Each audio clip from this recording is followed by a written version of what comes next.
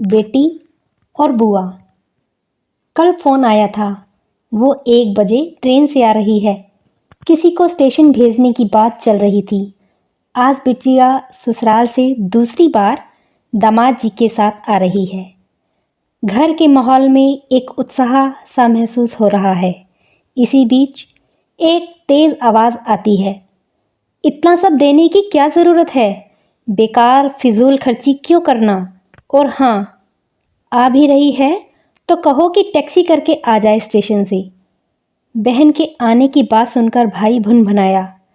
माँ तो एकदम से सकते में आ गई कि आखिर ये हो क्या रहा है। माँ बोली, जब घर में दो दो गाड़ियाँ हैं तो टैक्सी करके क्यों आएगी मेरी बेटी? और दामाद जी का कोई मान सम्मान है कि नहीं? पिताजी ने कहा कि ससुराल में उसे कुछ सुनना ना पड़े, मैं खुद चला जाऊंगा उसे लेने। तुम्हें तकलीफ है तो तुम रहने दो। पिता गुस्से से एक सांस में यह सब बोल गए। और ये इतना सारा सामान का खर्चा क्यों? शादी में दे दिया ना, अब और पैसा फूकने से क्या मतलब? भाई ने बहन बहनोई के लिए आए कीमती उपहारों की ओर देखकर ताना कसा। पिताजी बोले, बकवास बंद कर। तुमसे तो नहीं मांग रहे हैं, मेरा पैसा है, मैं अपनी बेटी को चाहे जो दूं। तुम्हारा दिमाग खराब हो गया है क्या जो ऐसी बातें कर रहे हो? पिता फिर से गुस्से में बोले। इस बार भाई दबी आवाज में फिर बोला, चाहे जब चली आती है मुंह उठाए। पिता अब अपने गुस्से पर काबू नहीं कर पाए और चिल्लाकर बोले, क्यों ना आएगी? हाँ, इस घर की बेटी है वो।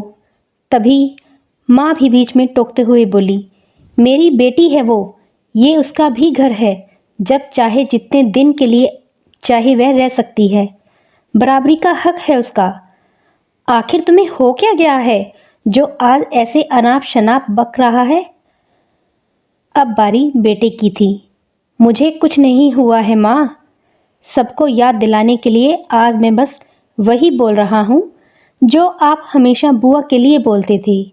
आज अपनी बेटी के लिए आज आपको बड़ा दर्द हो रहा है, लेकिन कभी दादाजी के दर्द के बारे में सोचा था? कभी बुआ की ससुराल और फूफा जी के मान सम्मान की बात नहीं सोची? माँ और पिताजी एकदम से सन्नाटे में चले गए। बेटा लगातार बोले जा रहा था, दादाजी ने कभी आपसे एक धेला नहीं मांगा, वो खुद आपसे ज़्यादा सक्षम थे। फिर भी आपको बुआ का आना, दादाजी का उन्हें कुछ देना नहीं सुहाया, क्यों? और हाँ, बात अगर बराबरी और हक की ही है तो आपकी बेटी से भी पहले बुआ का हक है इस घर पर, जिस पर बुआ से एनओसी पर साइन लेकर आपने अपने नाम करवा लिया। बेटे की आवाज़ आंसुओं से भर्रा सी गई थी। अफसोस भरे स्वर में बोला। माँ पिता की गर्दन शर्म से नीची हो गई, पर बेटा नहीं रुका। आपके खुदगर्ज स्वभाव के कारण बुआ ने यहाँ आना ही छोड़ दिया। दादाजी इसी गम को लेकर मर गए। और हाँ, मैं खुद जा रहा हूँ स्टेशन दीदी जीजाजी को लेने, पर मुझे आज भी खुशी है कि मैं कम से कम आपके जैसा खुदगर्ज भाई तो नहीं हूँ। मैं प्रण करता हूँ कि दीदी को अपने घर आने में बुलावे की कभी भी औपचारिकता की ज़रूरत ना हो, वह सदैव अपने हक से ही आई। कहते हुए बेटा कार की चाबी उठाकर स्टेशन जाने के लिए निकल गया। पिता आंसू पोंछते हुए अपनी बहन को फ़ोन लगाने लगे। दीवार पर लगी दादाजी की तस्वीर जैसे मुस्कराई।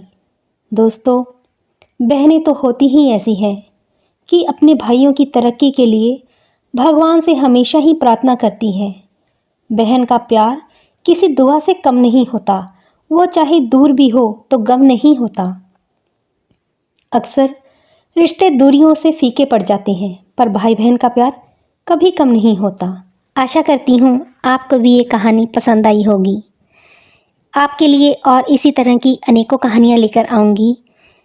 उम्मीद है आप मेरे चैनल को सब्सक्राइब किए बगैर नहीं जाएंगी। और हाँ, इस कहानी को दूसरों के साथ साझा भी ज़रूर करेंगी। Thank you.